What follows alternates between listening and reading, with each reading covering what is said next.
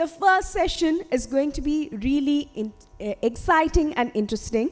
So we are excited to bring you a session that is crucial for any business aiming to thrive in the digital age.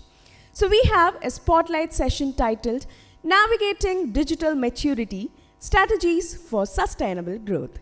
In today's fast-paced digital landscape, achieving and maintaining digital maturity is essential for sustainable growth and long-term success. So now, I want all of you to put your hands together in welcoming Mr. Deepraj Hegde, the Chief Strategy Officer at Ethinos.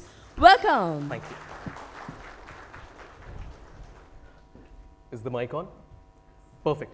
Guys, pardon me if I go wrong here, but considering you're going to start your day with me, so let me start by welcoming all of you. Kanai welcome, everyone. Did I sound right, or was there a fault into it? Perfect.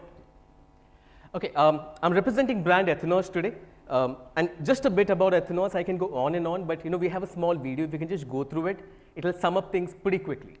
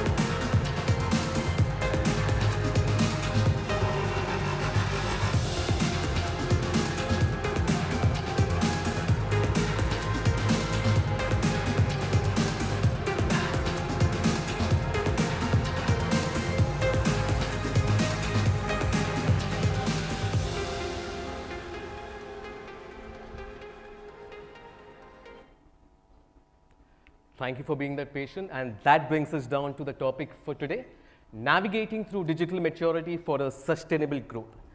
But what do I really mean by digital maturity, okay? So that's one way to understand what is the ability of the organization to extract value from the digital transformation. At the same time, there's also something that makes sense because it's also a predictor, okay, on how well your digital transformation is going to go if you're planning to have one onboarded. Okay, but what is the best framework to analyze and understand where you stand? There are multiple models available out there. There is something which has been developed by Boston.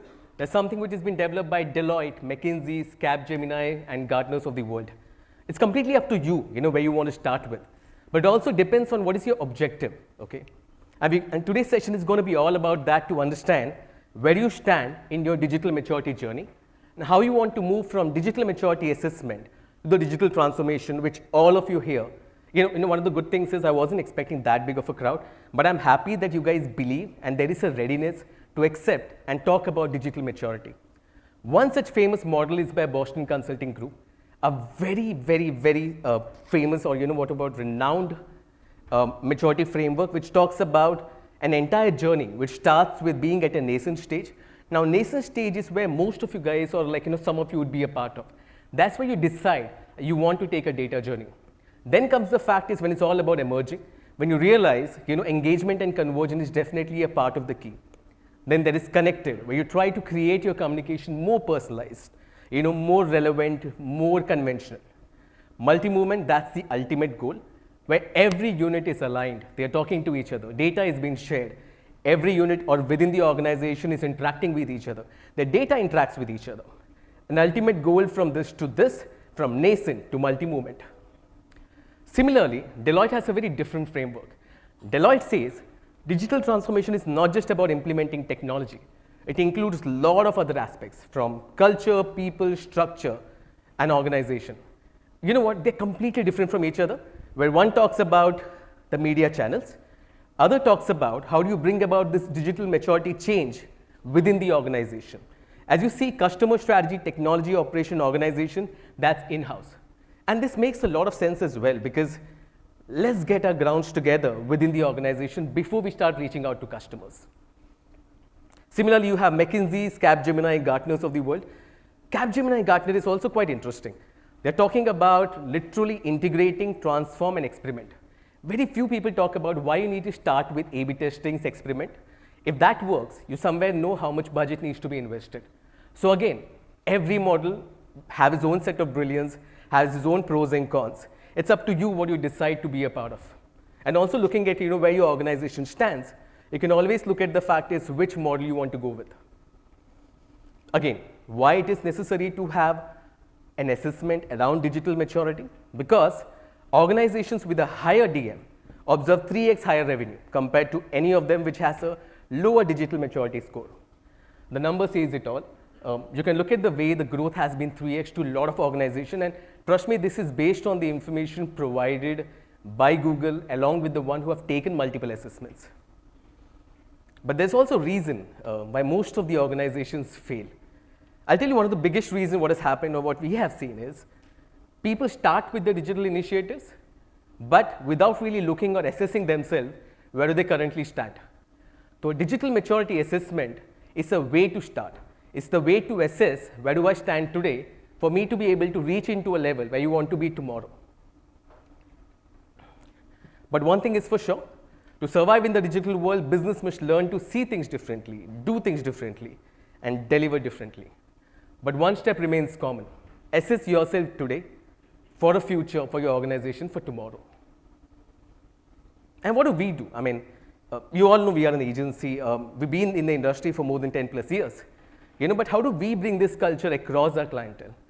But you know what? I'm not going to be salesy today, but I actually want to talk about what is the right way to do it. We have seen this working for multiple organizations. At the same time, if you think this is worth the discussion, more than happy to have more discussion around it during the breakouts. The framework which we have come up with is RACE. What does RACE really stand for? RACE stands for, R stands for readiness. Readiness of the organization.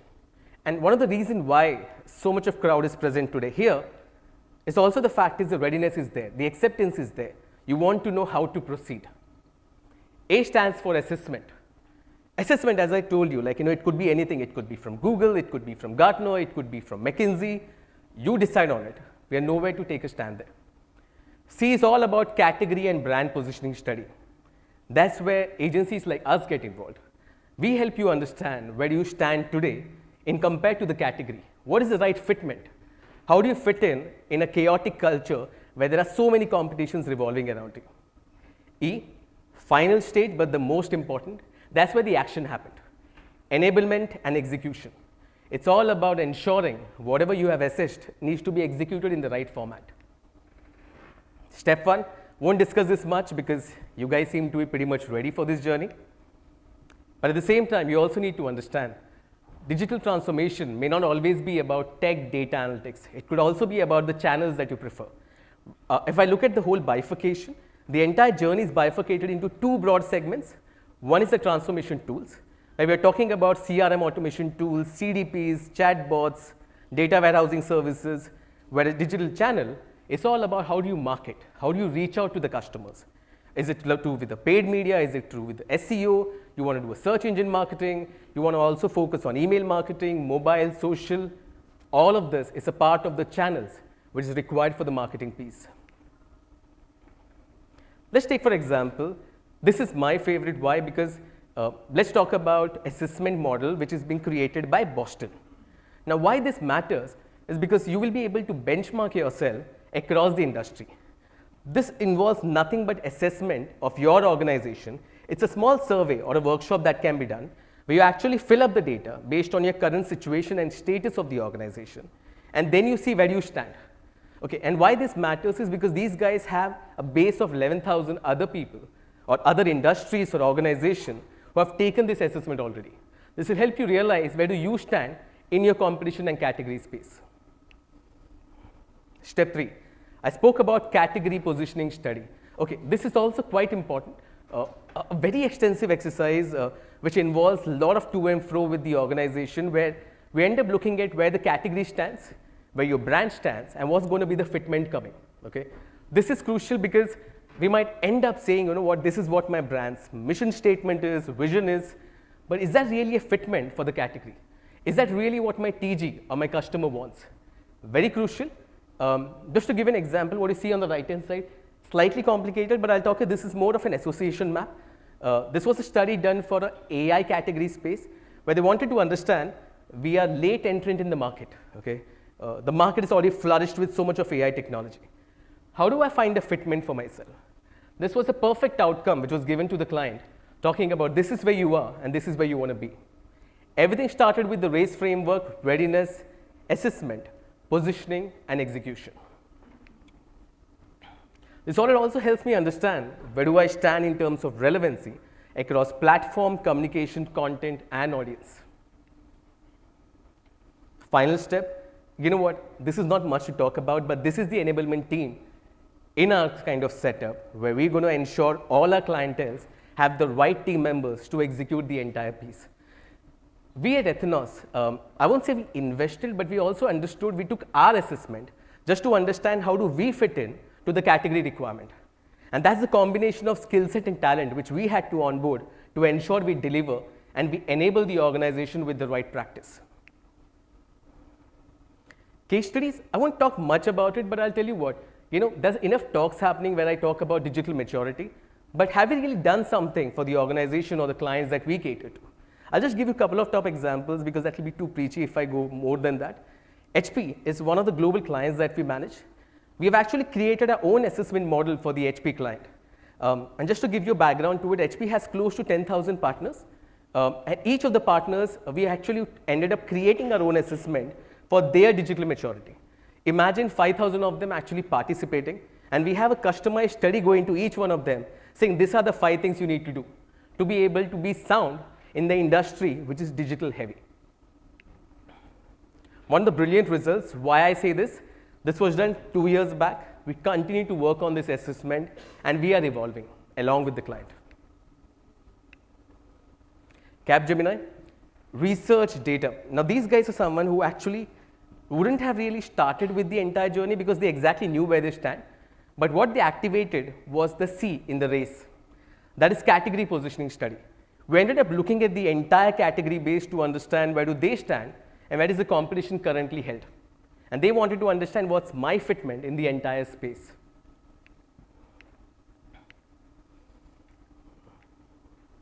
Zepto, one of the clients, I mean, the reason we take pride in this particular client is also because of the fact is we started working with them from the day when they were not even a unicorn. It was just a small startup who were trying to cater to individual pin codes and not pan-India. So imagine, like, you know, from there till today, we continue to work along with them. I remember the kind of entire journey was something like this where the delivery wasn't even like there in a particular space. It was just 1 or 2 pin codes. That's where we actually activated a hyperlocal framework for them. So instead of reaching out to an entire city, we started reaching out to individual pin codes. Why? Because the commitment was a 10-minute delivery. And I'm sure you won't be able to deliver in every location. That's the reason a hyperlocal strategy was pretty much fitted into their bill and did wonders for them. And rest is history.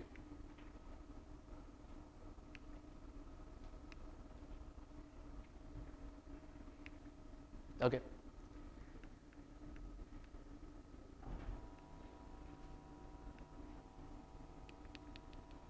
My bad.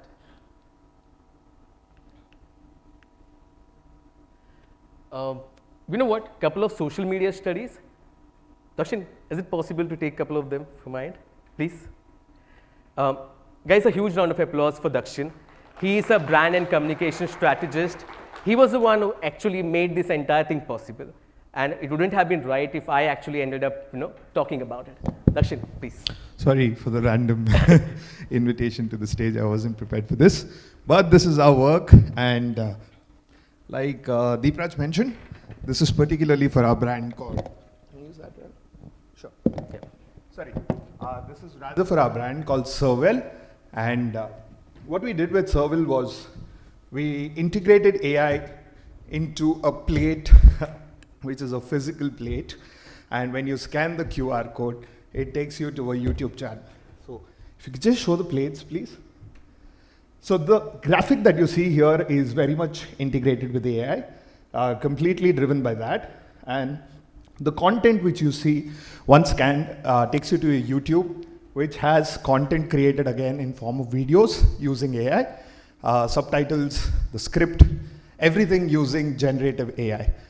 When we created the physical aspect of this led to selling in 23,000 plates on a single day for a Mother's Day campaign for us. So we got in the creative aspect of how we could personalize, bring in content and AI together to execute this one single campaign for one single day.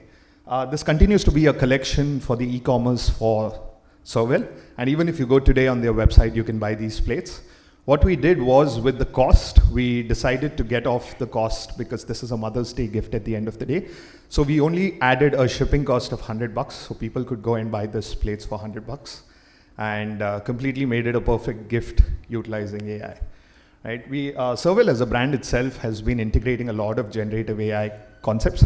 Previous to this, we also did something for the Independence Day campaign, which went on to become a case study for them and win a lot of awards for the same.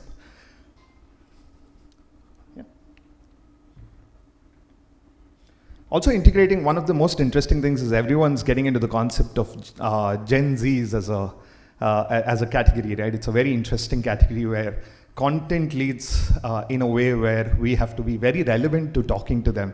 The biggest problem is millennials don't understand how Gen Zs speak, and we create content for them thinking that this is the best form of content for them. We went on to a mode where as we grew up, we always had a mode called as hustle. They, on the other hand, have a very interesting keyword which is called as shuffle.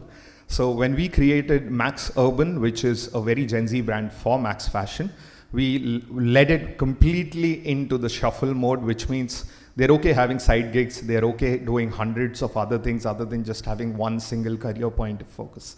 What we lead for Urban is very interesting IPs. Every month we come up with something interesting with Gen Z creators and content providers. Our social media is completely driven by Gen Z content, which means we heavily invest on videos, snackable videos, statics, discounts, sales. Doesn't really entice them too much as the video content.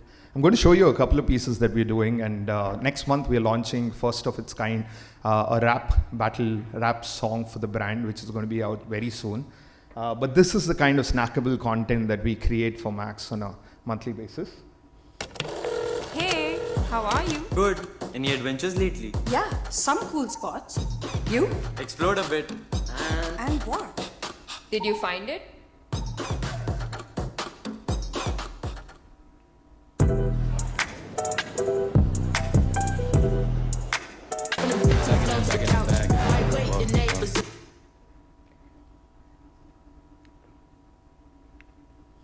Well, Deepraj is in a hurry to say other things as well, but that's my time. Thank you so much, guys. Okay, guys, what has really worked in our favor is the fact we have the right combination of clients, okay? So we cater to the B2B clients, we also cater to the B2C clients. At the same time, we focus on the creative and the communication side of it. But the reason why, Ethinos rose to fame was because of the data culture that we brought in, okay? You know what, these are not just words. This is a kind of a list where we actually ensure all of our clients have begun or started with their digital journey. Along with it, data has been the core to everything that they do. You know what, one thing has also really worked is, I remember the fact is when there were a lot of chaos about the cookieless future or the GA4, we were the first one to actually go on board and tell all our clients, you know what, you need to be ready, okay? Because it might hit you anytime soon, and you have to be prepped up way in advance, okay? A list of clients that already has begun the data journey with us, and this is not like the entire list. I had to literally, squeeze this thing in, but there might be multiple slides following up. But this is just to give you a gist of what are the different services that has been activated, yeah? So again, the fact is when we talk about race, we just don't talk about it or use it as a framework, but we actually focus and implement this across our clientele. This is not a framework only for the new set of people, but pretty much is there for even the existing set. It's all about acing the race, right? Once you have followed the framework of race, the only thing that you can do is look forward. Look forward to a growth, look forward to a customer satisfaction, cost efficiency, at the same time more profitability. It's all about acting progressive towards your brand's growth journey. Let's connect during the break. That's my time for today. Thank you. You've been a nice audience. Bye.